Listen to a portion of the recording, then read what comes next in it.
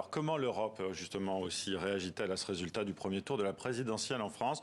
On rejoint Paul Germain tout de suite à Bruxelles. Paul, d'abord, je suppose que cette élection a été fort observée au niveau européen.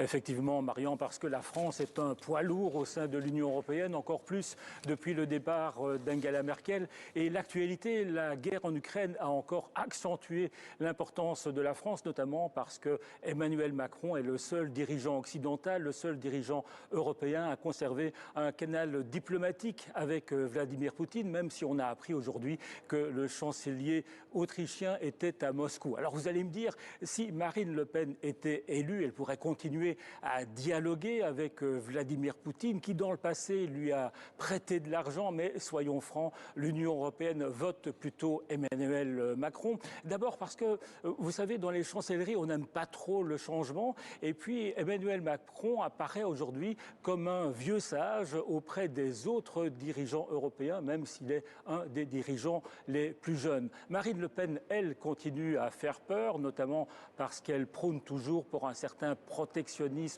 national, et puis elle veut remettre en question la contribution financière de la France au budget européen. Ah oui, j'oubliais quand même, il y a un pays qui vote vraiment contre Emmanuel Macron, c'est la Hongrie de Viktor Orban, la Hongrie qui a d'ailleurs prêté 10 millions d'euros à Marine Le Pen pour sa campagne.